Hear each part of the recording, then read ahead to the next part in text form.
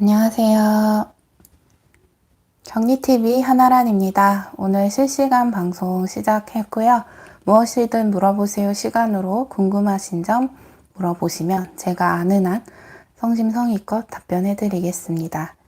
전산회계 2급 공부 중인데 2급 아는 상태에서 1급 공부하는 게 더 어려울까요? 아니면 전산회계 1급 아는 상태에서 전산세무 2급 공부하는 게 더 어려울까요? 일단은 2급부터 따시고 그 다음 단계를 생각하시는 게 좋을 것 같은데요. 지금 전산회계 2급 공부 중이시라면은 일단은 시험 보고 합격을 하신 후에 그 다음을 이제 도전을 하시는 게 좋겠고요. 전산세무 2급을 도전을 하셔도 되고 전산회계 1급을 도전을 하셔도 됩니다. 그럼 그때 정하시는 게 좋겠어요. 일단은 2급부터 따시고. 그리고 실무에 조금씩 도울 될 만한 강의라든지 책 교재 아니면 어떻게 조금씩 실력을 쌓아가는지 가셨는지 또는 혼자 노력한 경험이란 건 있으신가요? 제가 이제 처음에 일 시작할 때는 이런 게 전혀 없었죠. 이런 게 전혀 없었고, 그때는 유튜브도 없었을 때니까요. 그리고 뭐 강의도 없었었고, 그냥 상고를 졸업하다 보니까 이런 분계라든지 이런 회계 원리, 이런 것들은 알았죠. 자격증도 있었고.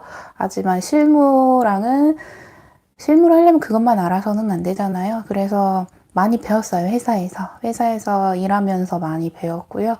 다행히도 저는 처음에 사수가 있었어가지고, 특이하게 팀이 있었어요. 중소기업이었는데도 불구하고 팀에 이제 차장님, 대리님, 그 다음에 제가 막내로 들어갔던 첫 회사가, 그래서 다 윗분들이 잘 알려주셨죠. 저는 약간 운이 좋은 케이스라고 해야 되나? 그렇습니다. 많이 그때 이제 회사 다니면서 배웠습니다. 취직이 힘들어요. 글쎄요. 요새 코로나 때문에 아무래도 힘들기는 해요. 사람을 오히려 내보내는 회사들도 많이 있기 때문에 취업이 조금 힘드시기는 하죠. 저도 지지난주에 이제 이력서를 몇 개 넣었는데 다 떨어졌어요. 이력서를 90분대 넣고 면접도 몇 개 봤는데 광탈하니까 멘탈이 그쵸. 멘탈 관리 잘 하셔야 돼요. 근데 면접을 떨어져도 그냥 그 회사랑 나랑 인연이 아닌가 보다 이렇게 생각을 하셔야지 돼요. 계속 거기에 스트레스 받고 하시면은 본인이 너무 힘들어지고 자신감도 없어지면 그 자신감이 없어진 상태로 또 다른 회사에 면접을 보게 되면 또 결과가 안 좋을 수 있거든요. 항상 떨어졌다고 너무 우울해하지 마시고 안 되는 사람 되게 많아요. 본인뿐만 아니라. 그래서 화이팅 하시기 바랍니다. 사회복지법인에서 경론이 사회복지법인은 비영리죠. 비영리의 경리는 예산관리가 주된 업무죠. 예산을 제대로 집행을 했는지 잘 정리를 해야 되겠고요. 회계 프로그램을 이용을 해서 예산을 관리한다면 거기에다가 잘 입력을 해야 되겠죠. 그리고 예산은 한정돼 있다 보니까 이게 모자라지는 않게끔 미리미리 확인을 해야 합니다. 그래서 그런 업무를 주로 하고요. 일반 회계 분계 쪽으로도 하실 거고요. 그리고 뭐 일반적인 회사에서의 업무처럼 총무라든지 인사 업무, 급여 계산해서 지급을 한다든지 뭐 4대 보험 신고는 직접 할 수도 있고 회계사무실이나 농수사무실에서 할 수도 있겠고요. 그렇습니다. 경리직은 거래처랑 트러블 생기는 일이 많나요? 장부가 틀리면 그래요. 장부가 틀리면 예를 들어서 우리는 받을 돈이 있다라고 장부에 나오는데 상대 거래처 쪽에는 우리는 줄 돈이 없다 라고 하면은 장부가 서로 틀린 거잖아요. 그러면 장부가 왜 틀린지 찾아내야 되고 그러면서 조금 언성이 높아질 수는 있겠죠. 아니면은 그런 거 우리가 돈을 줘야 되는데 자금이 없어가지고 돈을 못 주는 경우 그 거래처 쪽에서는 빨리 달라라고 재촉을 할 때 우리가 설명을 해줘야 될 때 그럴 때 조금 언성이 높아질 수도 있겠고요. 그런 거 말고는 직접적으로 트러블은 잘 안 생겨요. 보통은 영업 직원들이 그 거래처를 담당하고 있기 때문에 그 직원을 통해서 거래처랑 소통을 하는 게 많은 편입니다. 뭐 아닐 수도 있겠고요. 회사마다 조금씩 다르니까. 전산회계 1급을 땄는데 사회복지법인 취업하려고 해요. 근데 1년을 살아보면 다 알걸. 신입이라고 안 가르쳐줄 건데 혼자서 연습해보려고 해요. 급여, 지출, 4대 보험, 부가세 신고, 법인세 등 어떻게 공부해야 할까요? 그 회사에 들어가기 전에 이거를 실제로 연습해 볼 수가 없어요. 급여는 뭐 계산해 볼 수 있겠죠. 근데 4대 보험 신고나 부가세 신고, 법인세와 관련된 이론은 공부할 수는 있지만 뭐 실무도 제가 조금 알려드리고는 있지만 내가 직접 신고를 해본다든지 직접 내가 국세청에 들어가서 신고를 해본다든지 내가 직접 4대 보험 신고하는 홈페이지에 들어가가지고 직접 신고를 해본다든지 이런 건 못하죠. 그 회사에 대한 공인인증서라든지 정보들이 필요해요. 이런 정보는 쉽게 구할 수가 없어요. 테스트를 해볼 수도 없는 거죠. 이건 바로 나라에다 신고가 되는 것들인데. 그리고 그런 것들을 뭐 캡처를 떠가지고 그런 것들을 뭐 네이버 블로그나 그런 걸로 알려주시는 분들도 계세요. 뭐 그런 걸로는 공부를 할 수는 있어도 내가 직접 해본다라든지 그런 거는 할 수가 없습니다. 그래서 저도 중급 수업을 안 하고 있어요. 이런 예시로 직접 신고를 해보고 이런 것들을 알려드리려면 뭔가 있어야 되는데 그 회사가 없거든요. 제가 뭐 출장을 다니는 회사의 정보를 제가 맘대로 빼올 수도 있는 것도 아니고, 그리고 보통 격리가 하는 거는 다 기밀 사항들이에요. 민감하잖아요. 돈과 관련된 거라.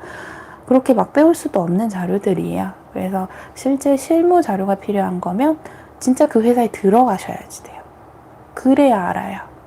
그리고 내가 지금 이런 걸 다 공부한다고 해도 그 회사에서 안 할 수 있어요.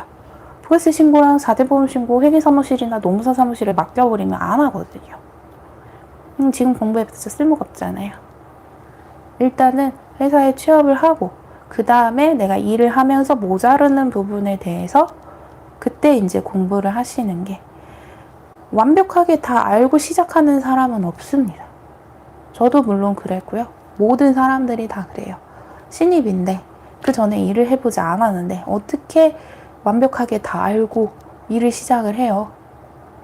뭐 격리뿐만 아니라 다른 어떤 업종도 다 그럴 거예요. 너무 겁먹지 마시고 일단 들어가서 시작을 하는 거죠. 그래서 뭐 주변 사수도 없고 혼자서 일을 해서 너무 겁이 난다라고 하면 일단 들어가서 그 자료를 가지고 공부를 하는 거예요. 그 회사의 업무를. 그렇게 배우시는 겁니다. 네, 이직하면서 도전 쓰는데 옮겨가는데 자격증은 다 도전으로 땄고 한데도 실무를 하려고 하니까 걱정되네요. 아무래도 강의를 들어야 할 것 같네요. 네, 감사합니다. 뭐 더존으로 옮겨가시는데 더존으로 자격증 따시고 했으면 그래도 얼추 사용 가능하실 겁니다. 근데 더존으로 자격증 시험을 따거나 이런 무료 자격 시험 사이트에서 다운받는 무료 버전은 편리한 기능은 빠져 있기는 해요. 실제 회사에서 쓰는 거는 뭐 그 자동 전표라고 해야 되나? 그거를 카드 쓴 거 뭐 카드사나 국세청에서 불러온다라든지, 통장 거래 내역도 통장 은행에서 불러온다라든지 이렇게 자동으로 불러와서 쉽게 전표 처리를 할 수 있는 기능이 있어요. 그래서 그런 거를 주로 사용을 하죠. 실제 회사에서는. 근데 그런 자격증 시험에는 그런 기능이 다 빠져 있으니까 진짜 일반 전표랑 메인 매출 전표에 직접 입력을 해서 공개를 하는 걸로 하는 거니까요. 근데 저도 수업에서는 그걸 알려드려요. 저도 돈 주고 산 게 아니기 때문에 그 기능이 없어요. 근데 자동 전표는 그냥 처음에 기초 정보, 은행이면 은행의 아이디랑 비밀번호라든지 공인인증서 비밀번호 같은 기초 정보만 맨 처음에 설정을 해놓으면 자동으로 끌고 오는 거고요. 분개하는 건 똑같습니다. 내가 그 계정 과목 넣어줘야 되고 차변에 뭔지 대변에 뭔지 넣어줘야 되는 건 똑같고요.